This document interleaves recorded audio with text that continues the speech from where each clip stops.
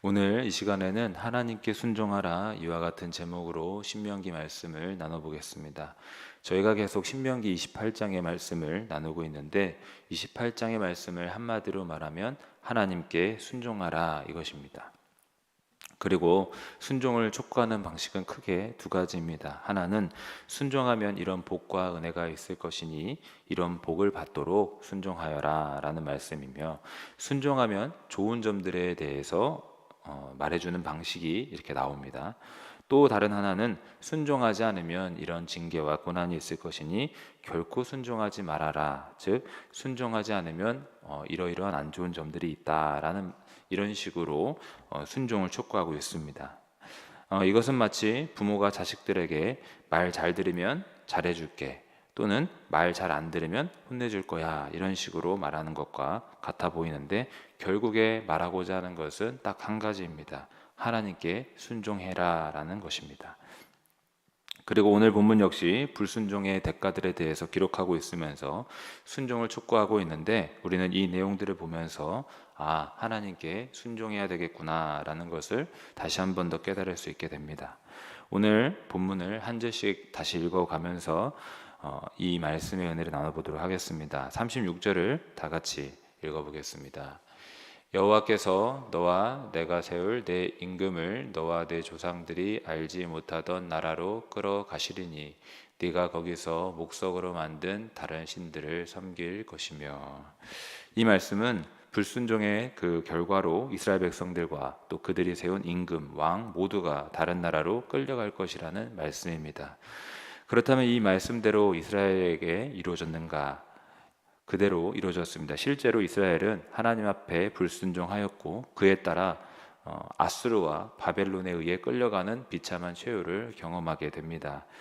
북이스라엘은 아수르의 주전 722년경에, 또 남유다는 바벨론에 멸망당해서 3차례에 걸쳐서 포로로 끌려갔던 것입니다.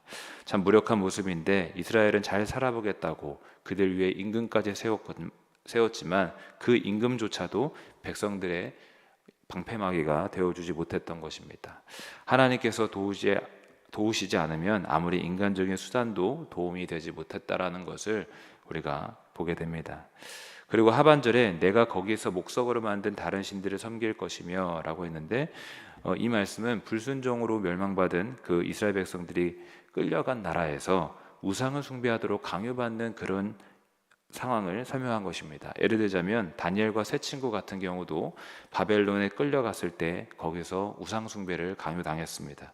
그리고 우상 숭배를 하지 않으면 목숨까지 내놔야 되는 그런 극한의 상황에 처해졌었습니다. 참 비극적인 상황인데 불순종의 결과가 이와 같다라는 것입니다.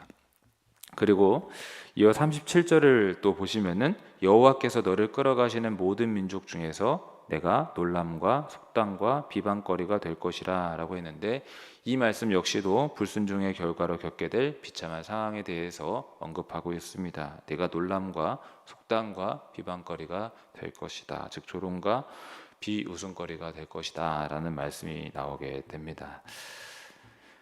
다음 38절을 또 함께 읽어보겠습니다. 내가 많은 종자를 들에 뿌릴지라도 메뚜기가 먹음으로 거둘 것이 적을 것이며. 이 말씀은 뿌린 대로 거두지 못하고 아무리 노력해도 그 노력의 결과를 얻지 못할 것이란 안타까운 상황에 대해서 말씀하고 있습니다. 종자씨를 많이 뿌렸지만 메뚜기가 먹어치워 결국 얻는 것은 없다는 것입니다. 고대 근동 지옥에서는 메뚜기 떼의 출몰은 그건 정말 상상도 하긴 싫은 상황이었습니다. 왜냐하면 메뚜기 떼는 바람을 타고 이동하면서 닥치는 대로 모든 농작물과 수확물들을, 나무들을 송두리째 먹어치우기 때문입니다. 따라서 메뚜기 떼의 출몰은 엄청난 자연재해다라고 여겼었는데, 그런 안타까운 상황이 왜 벌어지는가? 단순히 농사지은 곡식을 먹어치운 그 메뚜기의 탓인가? 실상은 그렇지 않다. 하나님께 불순종하였기에 이런 재앙을 겪을 수 있다라고 오늘 말씀은 말하고 있습니다. 또 이와 비슷한 말씀이 39절에도 이어집니다. 내가 포도원을 심고 가꿀지라도 벌레가 먹음으로 포도를 따지 못하고 포도주를 마시지 못할 것이며. 포도원을 심고 노력했지만 벌레가 먹어서 포도를 따지 못하고 포도주를 마시지 못할 것이라 말씀입니다. 인간의 수고와 노력이 수포로 돌아가는 장면입니다. 아침 일찍 일어나 수고하고 늦게까지 수고하였으니 당연히 많은 그 포도원의 열매를 기대할 것인데 그 땀 흘린 수고가 도루묵이 되는 상황입니다. 그런데 이런 상황도 단순히 벌레나 병충해 탓인가? 그렇지 않다. 실상은 하나님께 불순종한 그 까닭으로 이런 재앙을 겪을 수 있다라고 말씀하고 있습니다. 또 40절에 보면은 뿌린 대로 얻지 못하는 또 다른 안타까운 상황이 기록이 되어 있는데 내 모든 경내에 감람나무가 있을지라도 그 열매가 떨어짐으로 그 기름을 내 몸에 바르지 못할 것이며 40절에는 이제 감람나무가 나옵니다. 감람나무는 이스라엘에서 포도나무와 더불어서 가장 중요한 나무로 여겨졌었습니다. 감람나무 열매는 또 이스라엘의 주된 농작물이었습니다. 거의 6m 정도까지 자랄 정도로 크게 성장하는 이 감람나무의 열매는 그냥 말려서 먹기도 했지만 기름을 짜서 식용으로 또는 약용으로 또는 등잔의 연료로도 사용했다고 합니다. 그런데 이 기름은 더 많은 용도로도 사용이 되었는데 40절 그 하반절에 보는 것처럼 그 기름을 내 몸에 바르지 못할 것이며 라는 부분에서 어느 정도 알 수 있듯이 외모를 치장하는 용도로도 썼던 것입니다. 이 부분을 보면 우리가 알 수 있듯이 감람나무 열매와 또 그 기름은 정말 이스라엘의 삶에서 정말 많이 중요하였고 필요했다라는 것을 우리가 알 수 있게 되는데 이런 중요한 감람나무 열매가 떨어진다라고 합니다. 그럼 이런 안타까운 상황은 또 어떤 이유로 생긴다라고 합니까? 바로 불순종한 이유라는 것입니다. 여러분, 우리는 이 말씀들을 보면서 다시 한 번 더 그 불순종의 삶을 살지 않도록 결단할 수 있기를 바라겠습니다. 하나님께서는 순종하는 자에게는 수많은 복과 은혜들을 많은 열매들을 약속하셨지만 불순종하는 자는 이 주님께서 예비한 복을 누릴 수 없다라고 말하고 있습니다. 그러므로 여러분, 불순종이 아닌 순종의 삶으로 다시 한 번 더 결단하고 나아가는 저와 모든 성도님들 되시기를 간절히 바라겠습니다. 이어 41절을 읽어보면은 내가 자녀를 낳을지라도 그들이 포로가 되므로 너와 함께 있지 못할 것이며 라고 해서 41절은 자녀들이 포로가 되는 또 그런 안타까운 상황에 대해서 기록하고 있습니다. 또 42절은 내 모든 나무와 토지 솟아는 메뚜기가 먹을 것이며 라고 해서 앞서 말한 그 열매를 얻지 못하는 상황에 대해서 다시 한 번 더 언급하고 있습니다. 43절을 함께 읽어보도록 하겠습니다. 너희 중에 우고하는 이방인은 점점 높아져서 내 위에 뛰어나고 너는 점점 낮아질 것이며 본절에는 순종하지 않은 결과로 이스라엘 백성들이 낮아지게 될 것이다 라는 말씀이 나오게 됩니다. 그런데 어디까지 낮아지느냐 할 때에 너희 중에 우고하는 이방인이 즉 이스라엘 중에 거류하는 어떤 체류자, 피난민, 나그네들보다 낮아질 것이라고 말씀하고 있습니다. 44절에도 보면은 순종하지 않아 낮아지게 될 것이라는 표현이 그는 머리가 되고 너는 꼬리가 될 것이다 라는 식으로 낮아짐의 표현이 낮아지게 될 것이라는 말씀이 나오게 됩니다. 하나님의 선민이며 본토인이라고 할 수 있는 이스라엘이 오히려 이방인 나그네보다 더 낮아진다라는 것입니다. 또 왜 그러합니까? 하나님 앞에서 겸손하지 않았기 때문입니다. 하나님께 순종하지 않은 결과가 이렇다라는 말씀입니다. 모세는 이스라엘 백성들을 모압 평지에 모아놓고 이렇게 말씀하고 있는 것을 이렇게 보게 되는데 여기서 우리가 간단하지만 분명한 영적 원리를 다시 한 번 더 깨달을 수 있게 됩니다. 하나님께서는 주님께 순종하고 겸손한 사람은 높이시지만 교만하고 순종하지 않는 자는 낮추신다라는 것입니다. 그래서 성경 곳곳에서는 하나님께서는 겸손한 자는 때가 되면 높이신다고 또 겸손히 주께 순종한 자에게는 영광과 존귀가 있을 것이다 이렇게 말씀하고 있지만 교만한 자는 대적한다라고 성경 곳곳에서 많이 증거하고 있습니다. 그러므로 여러분 우리는 이제 어떻게 살아야 되겠습니까? 순종하며 겸손히 주님 앞에 살아야 될 줄로 믿습니다. 그리할 때에 하나님께서 때가 되면 반드시 높이시고 영화와 존귀와 명예를 얻게 하여 주실 줄로 믿습니다. 45절을 함께 또 읽어보겠습니다. 내가 내 하나님 여호와의 말씀을 청종하지 아니하고 내게 명령하신 그의 명령과 규례를 지키지 아니하므로 이 모든 저주가 내게 와서 너를 따르고 내게 이르러 마침내 너를 멸하리니. 본절 앞에는 불순종의 결과가 이러이러하다라는 여러 말씀들이 있었는데, 본절에서는 앞의 내용들을 정리해 가면서 불순종하면 앞에 말했던 이 모든 저주가 있을 것이다 라는 좀 단호하게 이렇게 경고하고 있습니다. 마지막 46절을 함께 읽어보겠습니다. 이 모든 저주가 너와 내 자손에게 영원히 있어서 표징과 훈계가 되리라. 이 말씀을 보시면 표징과 훈계가 되리라 이렇게 되어 있는데, 이게 무슨 말씀입니까?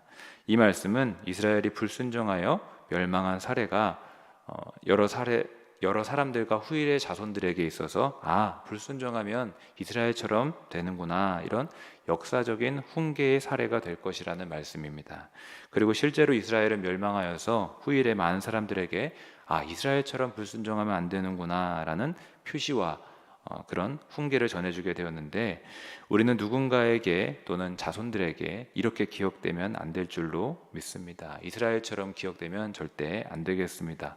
복을 받고 잘 돼서 순종하면 저 사람처럼 저렇게 복을 받는구나 라는 좋은 표본과 모델이 되어야지, 안 좋게 되어서 불순종하여서 저렇게 망하는구나 이런 식의 훈계거리, 교훈거리가 되면 안 된다라는 것입니다. 여러분, 저와 영일의 모든 성도님들께서는 하나님께 많은 복을 받아서 많은 이들과 또 우리의 후손과 자손들에게 있어서 하나님을 증거하게 되는 그런 아름다운 간증의 주인공들이 될 수 있기를 주님의 이름으로 축복합니다.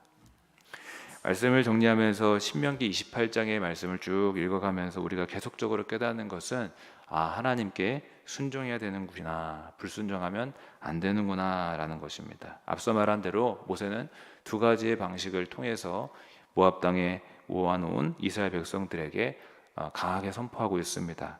순종하면 이러이러한 복이 있을 것이니 순종하여야 한다.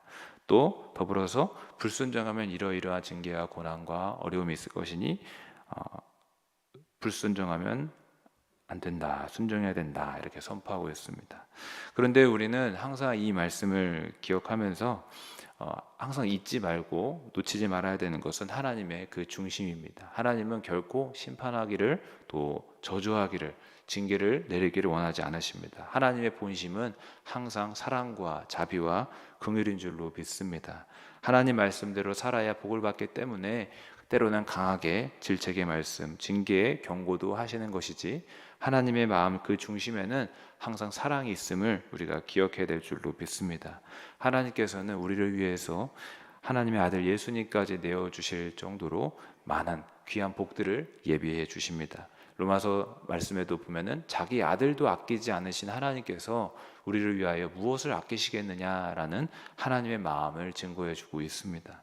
여러분, 때로는 징계의 말씀, 때로는 심판의 말씀, 이런 말씀들이 보일 때 하나님의 마음을 오해해서는 안 될 줄로 믿습니다. 하나님의 마음은 항상 사랑과 자비와 용서와 긍휼인 것을 기억할 수 있기를 바랍니다. 그리고 이 말씀들을 묵상하면서 하나님께 순종하는 삶에 대해서 다시 한 번 더 결단할 수 있기를 바랍니다.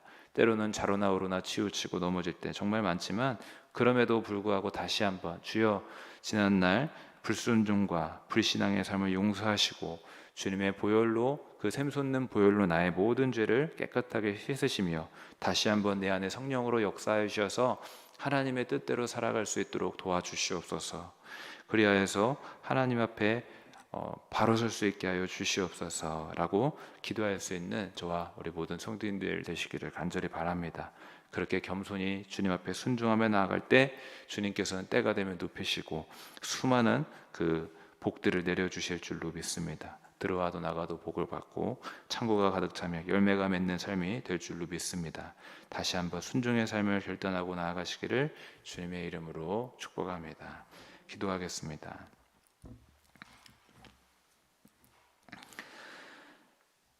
살아계신 하나님, 감사합니다. 우리를 향한 복과 은혜를 예비하시고 순종하라 말씀하시는 주님, 항상 순종의 길을 걸어갈 수 있는 은혜를 베풀어 주시옵소서. 연약하여 때로는 넘어지고 치우칠 때 너무 많사오나 다시 한번 주의 말씀과 성령으로 붙들어 주시고 주의 길로 걸어갈 수 있는 은혜를 베풀어 주옵소서. 성령 충만하게 하여 주시옵소서. 하나님께서 예비하신 복의 주인공들 다 될 줄로 믿고 감사드리오며 살아계신 우리 주 예수님의 이름으로 기도하옵나이다. 아멘.